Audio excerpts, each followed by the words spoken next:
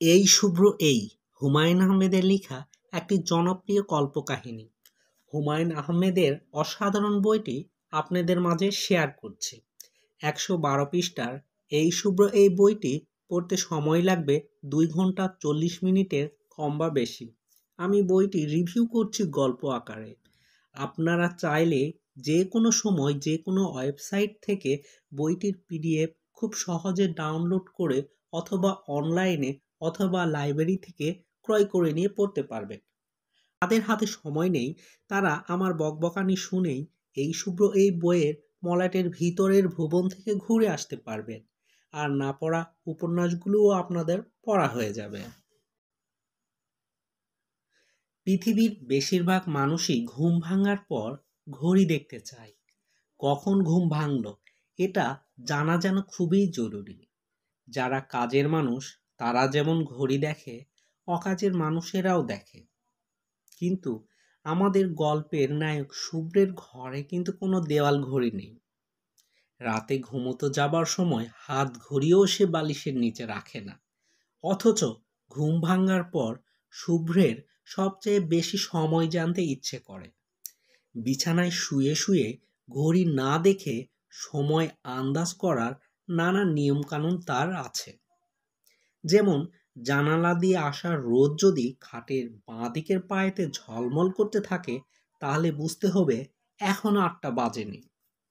সিলিংয়ের মাঝামাঝি জায়গায় রোদ থাকে সকাল ৭টা পর্যন্ত।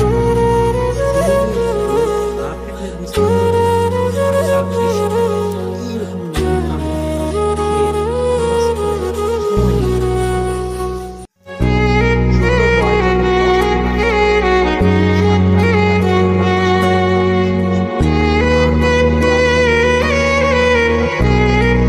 আর মাত্র কয়েক বছর পরে হঠাৎ একটা শুভ্রের কাকের সঙ্গে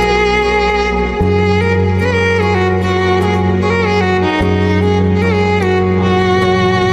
শুভ্র কাকটাকে ভালোবেসে নাম দিয়েছিল কিঙ্কর। কাটায় কাটায় ৭টার সময় যেহেতু কাকটা আসে, এই জন্য শুভ্রর বাবা মোতাহার হোসেন শুভ্রকে বলেছিল, তুই কাকটার নাম দিতে পারিস ওল্ড ফেইথফুল। মোতাহার হোসেন কাকটার সময়ানুবর্তিতা দেখে খুবই মুগ্ধ হয়েছিল। কিঙ্কর সত্যি সত্যি সকাল ৭টার সময় আসে কিনা তা দেখার জন্য তিনি অনেকবার ৭টা বাজার আগে শুভ্রর ঘরে হাতে ঘড়ি নিয়ে বসে থাকতেন। শুভ্রের মা জাহানারা বেগম কাকের ব্যাপারটা একেবারেই পছন্দ করেননি।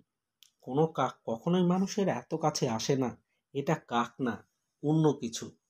কাকটা প্রায় ১ বছর এসে হঠাৎ একদিন আসা বন্ধ করলো।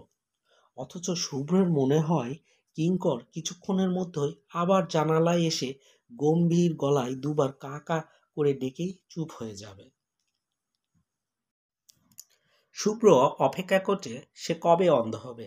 তখন শুভ্রের জগৎ হবে শুধুই শব্দময়। দৃশ্যমান জগৎ তখন দেখা দেবে স্বপ্নে। সেজন্য তার আগাম সব প্রস্তুতি। চোখ বন্ধ করে সে কফি বানানোর চেষ্টা করে, যাতে অন্ধ হয়ে গেলেও তার সমস্যা না হয়। সময় থাকতে সে চায় সবচেয়ে সুন্দর দৃশ্যগুলো দেখে নিতে, যাতে অন্ধ হয়ে গেলেও সুন্দর সুন্দর দৃশ্যগুলো স্বপ্নে সে দেখতে পারে। শুভ্রের সময় ফুরিয়ে যাচ্ছে দিন দিন। এদিকে অপটিক নার্ভ শুকিয়ে যাচ্ছে।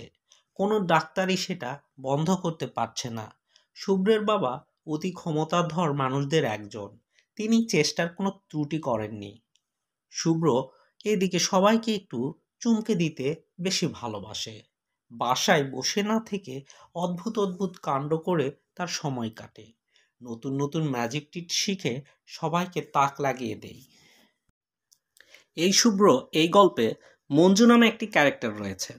মঞ্জু গ্রাম থেকে ঢাকায় এসেছে চাকরির খোঁজে।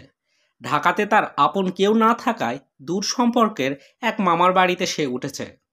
মঞ্জু তার মামা মামিকে জানিয়েছে তার একটা ভালো চাকরি হয়েছে, পোস্টিং ঠিক হলেই সে চলে যাবে। মঞ্জু শুভ্রের বাবার কাছে একটি মিথ্যে চিঠি নিয়ে গেছে চাকরির জন্য। শুভ্রের বাবা মিথ্যে চিঠির বিষয়টি ধরে ফেললেও মঞ্জুকে চাকরি দেয় শুভ্রের অ্যাসিস্ট্যান্ট হিসেবে। এদিকে মঞ্জুর মামা মামি তাদের একমাত্র মেয়ের জন্য মঞ্জুকে বর হিসেবে পছন্দ করে রাখেন। তাদের মেয়ে রঞ্জুও মঞ্জুকে পছন্দ করে। মঞ্জুও মেয়েটিকে খুবই পছন্দ করে। তবে সমস্যা হচ্ছে তারা কেউ জানে না মঞ্জু কি চাকরি করে। তবে মঞ্জুও তার চাকরি নিয়ে খুব একটা সন্তুষ্ট নয়। তবে মঞ্জু ও রনুর সম্পর্কের অগ্রসরতা নিয়ে তেমন কিছু আর জানা যায়নি। সকিনা নামের এই বাড়ির কাজের মেয়ে শুভ্রের ঘুম ভাঙলেই চা নিয়ে আসে। শুভ্র যে জেগেছে মেয়েটা টের পায় কি করে, কোনো একদিন জিজ্ঞেস করবে শুভ্র। সকিনা একদিন বলল, ভাইজান একটা কথা বলবো। শুভ্র বিস্মিত হয়ে বলল, কি কথা? সকিনা বলল, আমাদের গ্রামে একটা অদ্ভুত গাছ আছে।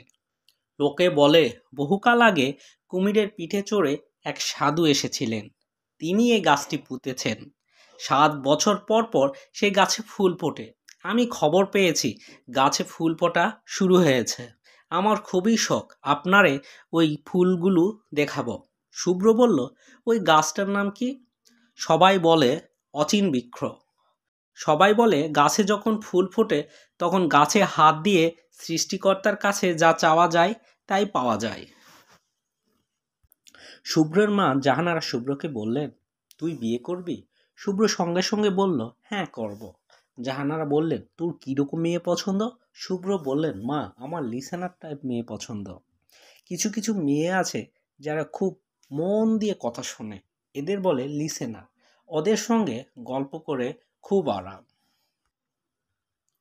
এদিকে সবাই শুভ্রকে বোকা ভাবলেও শুভ্র আসলে অতটা বোকা নয়। সে তার মায়ের কাছে ইচ্ছে করে বোকার অভিনয় করে, কারণ তার মা তাকে বোকা ভাবতে পছন্দ করে। কিন্তু শুভ্র বেশ বুদ্ধিমান ছেলে। সে তার নিজের বুদ্ধি আর যুক্তি খাটিয়ে সে বুঝে যায় বর্তমানে সে যাদের বাবা মা হিসেবে জানে আসলে তারা তার বাবা মা নন। শুভ্রর মার পরপর মৃত সন্তান জন্ম দেওয়ার পরে শুভ্রর বাবা শুভ্রকে দত্তক হিসেবে নেয়। খুব সামান্য কারণে শুভ্রের মা একদিন মঞ্জুর চাকরি নট করে দেয়। মঞ্জু তার ব্যাগ নিয়ে হাজির হন ওই মামা মামির বাড়িতে।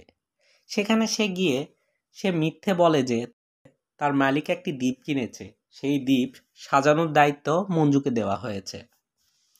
এদিকে শুভ্রর মা শুভ্রকে তার জন্মদিনের উপহার দেওয়ার জন্য শুভ্রের স্বপ্ন অনুযায়ী শুভ্রের জন্য একটি দ্বীপ কিনেন। শুভ্র মার কপালে হাত রাখতে রাখতে বলল, মা তুমি মঞ্জু ছেলেটাকে বিদায় করে দিয়েছ, এখন আমার দ্বীপ কে দেখবে?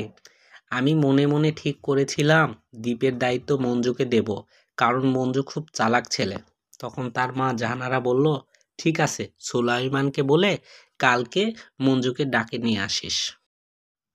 মোতাহার হোসেন বললেন, তুই একটু কাছে আয় তো। শুভ্র বলল, কেন? তোর হাতটা ধরে কিছুক্ষণ বসে থাকবো। কোনো সমস্যা আছে ইয়াংম্যান? শুভ্র বাবার হাতটা ধরতে ধরতে বলল, কোনো সমস্যা নেই ওল্ড ম্যান। বাবা তুমি একটু হাসো তো, অনেকক্ষণ হয়ে গেছে তুমি মুখ ভোঁতা করে আছো। হোসেন হাসলেন। শুভ্র বলল, তুমি এখন নিজের ঘরে ঘুমোতে যাও, আমি মার ঘরে যাব। মার ঘরে এসে শুভ্র বলল, মা কাঁদছো কেন? জাহানারা এতক্ষণ নিঃশব্দ কাঁদছিলেন, এবার শব্দ করে কেঁদে উঠলেন। শুভ্র বলল, মা তুমি আমাকে এত ভালোবাসো কেন? জাহানারা ফোপাতে ফোপাতে বললেন, তুই পাগলের মতো কথা বলিস কেন? নিজের ছেলেকে আমি ভালোবাসবো না?